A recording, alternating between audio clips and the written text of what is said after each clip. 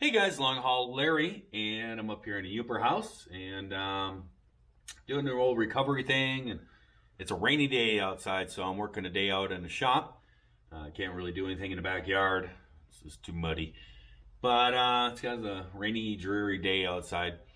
Couple things, just working on this recovery yet stuff, and getting better every day. And I think it's still a long road till I can get back to what I need to. But I did a video about running out with the UTV and stuff like that and do fall colors. There were some people that were all like concerned about it, about my back and stuff. It was fine. I was a little bit sore the next day, but it wasn't too bad. Just ice and just kick back and relax for the next day. And that thing actually, it's got huge suspension. It's a real nice soft ride and everything. And it's kind of made for jumping and doing goofy stuff and everything, so it's pretty good. And these trails up here, they grow them pretty good. They're actually smoother than a lot of the roads, so it wasn't too big of a deal.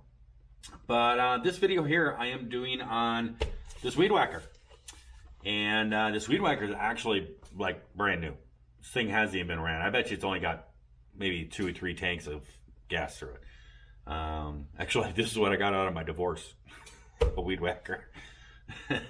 I basically, my ex-wife, she decided she didn't want this, and she brought some stuff and just left it out at my place and everything. And when she sold the house and stuff, and this is one of the things she dropped off. She didn't want a weed whacker, I guess. But this thing was pretty much brand new when I bought it, and only ran a couple tanks through it. She never really the gas thing. She was always saying she couldn't start and stuff. This thing is so easy to start. This is a Poland Pro. It's a 25cc, and this thing works really good. And it comes, you can take it. There's a little red knob down here that you can loosen up, and then the whole end of it comes off. And you can buy different attachments. You can buy all kinds of different things, little saws, all kinds of different stuff for it. And one of the things I bought for the backyard to cut off some of the high stuff was, it's kind of like a blade. It's kind of like a saw blade and stuff that mounts onto there and stuff. And I thought, well, this thing's brand new, I'll go in for it. And so I ordered it, and I tried to use this a little bit for weed whacking, and it doesn't run right.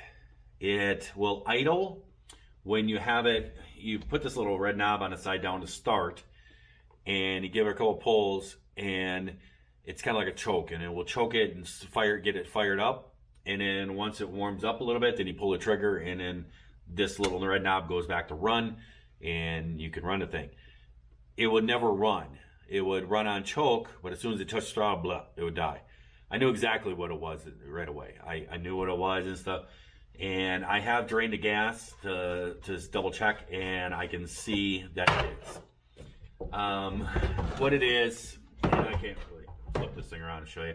Well, what it is the fuel lines that they put on these things, they sit down in the gas, and this thing sat for like almost a year, I think, over there, the house and everything, and the gas will deteriorate these little gas lines.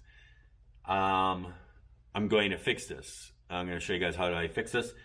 The one thing that this is from the hobby world, because with RC airplanes, some of the models that I used to fly, and like John over at JVG Travels, we would fly remote control airplanes with actual gasoline engines. And we learned this right away. You would use the wrong type of fuel line, and the gas would just eat the fuel line up. It would never last. And also the fuel line gets hard. And so what would happen is the fuel line gets hard in there, and there's like a pickup tube that is like a weight with a filter on it that sits down in there. And as you tip this thing, the fuel line, it goes to the lowest spot to always be sucking gas. Well, in a remote control airplane, you had to have that flexibility, because if you're flying and you did like a rollover or something, the gas line will stay in the top of the tank where there's no gas. When you're upside down, the thing would run out of gas. Engine would shut off. On an airplane, engine shuts off. That's not good. So we had to use what's called Tygon fuel line. And Tygon is a yellow fuel line, and it's made specially for gas. It doesn't get hard, and it will not deteriorate. It lasts many, many, many years. So I'm going to be replacing these fuel lines. See, this stuff, it stays hard. It gets hard with fuel. It's just a cheap fuel line that they use when they assemble them. But this stuff here, it's called Tygon. And this stuff will stay flexible and will not deteriorate with fuel. Okay. This might be too big. There we go. The fuel line's good. The length is fine. Yeah, let's cut it a little bit shorter. Let's see. Let's get it sit right there. Right about there.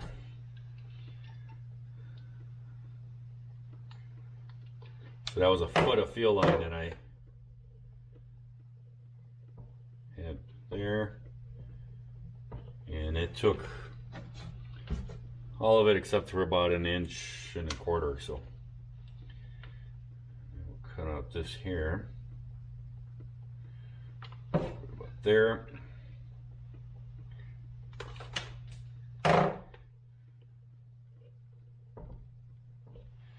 There we go.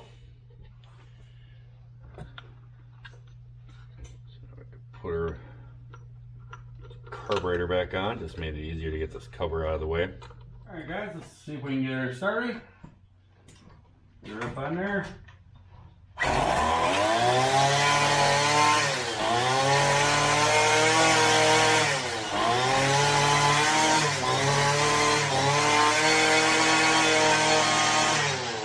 Well, that worked pretty good, huh? Well, got a little secret for you. It's actually a different one. It's actually not the same one. I'll show you here, hang on. This is the one that I had. I'm gonna tell you, this thing hasn't had but a couple tanks of gas through it. I fixed the fuel lines and everything, hooked it up, tried to start it, and it does the exact same thing. It just will not run. I mean, the fuel lines are completely rotten and stuff. And I thought, well, maybe it got a chunk of that fuel line up inside the carburetor or something in one of the holes or something. So I tore the carburetor apart. I blew everything back out, tried to clean everything. There's really no jets on these little carburetors that you can screw out and really clean it well. Messed around with it a little bit, put it all back together, same exact thing. And I just got tired of it. And I can tell you right now, right up the road at a True Value or in Calumet, I have seen this one sitting up there, and it's the exact same machine. It's a little bit different. It's a newer, that one's yellow, this one's black. It's Pro and Pro 25, exactly the same. And I went up there and they had it, and it's, you know, almost winter up here, and I asked them if there was any kind of sale price or anything on it. The guy came out, and for 150 bucks I got it. The reason why I bought the same exact one is because they have quick change ends on it. You just unscrew that little deal there, and the whole end of the thing, and just got the weed whacker attachment on it, it just comes right off. I had the weed whacker attachment, and I had ordered a brush cutter to deal with stuff out here. And so I didn't want to buy a different model because then it wouldn't work.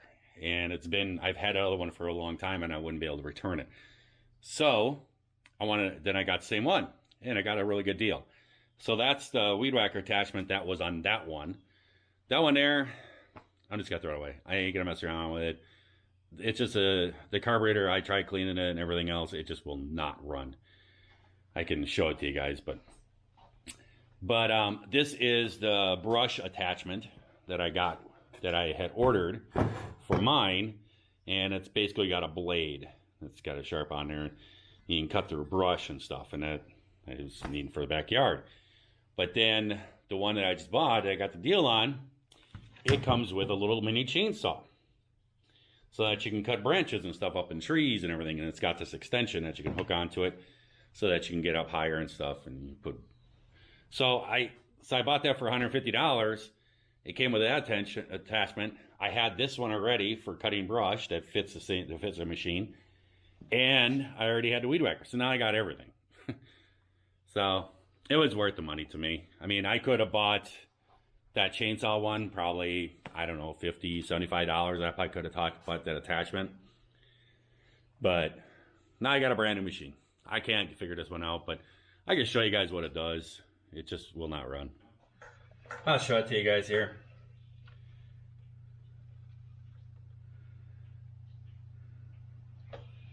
Okay, so we got her all primed and stuff.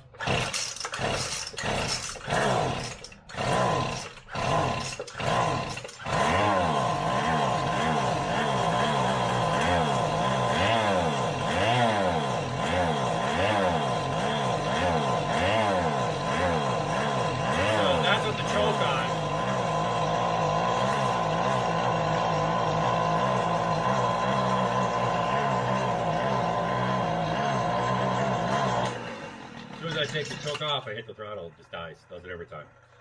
Like, it's something with the carburetor. I'll probably keep it because the parts are going to be interchangeable. Who knows? I might need some part inside here or something.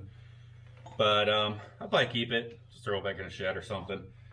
I'll dump the gas out of it. Now I got those nice Tygon lines on there. I'll probably pull those out, put those in the back in the bin, and probably have to change those lines out. Maybe they actually put some nicer lines on here. The other ones were like a yellow color. These are clear. So I don't know. Whatever. So now I got a working weed whacker, chainsaw, and brush cutter. Well, it is a way to fix it. I just didn't fix it on this one. And I'm tired of messing with it. And so now I need to get to work. It's been just raining and raining and raining, but I can go out there and cut some brush and stuff and do that. Got the old mud boots on. I can go out there and do that, pile brush and stuff. But driving around old pops out there in the yard, that's not a great idea because it's really wet back here. So I'm gonna let you guys go. I hope that everybody out there is having themselves a great day, great night as you watch this here video. And if you're not, certainly try that all over again tomorrow. Catch you later. Bye.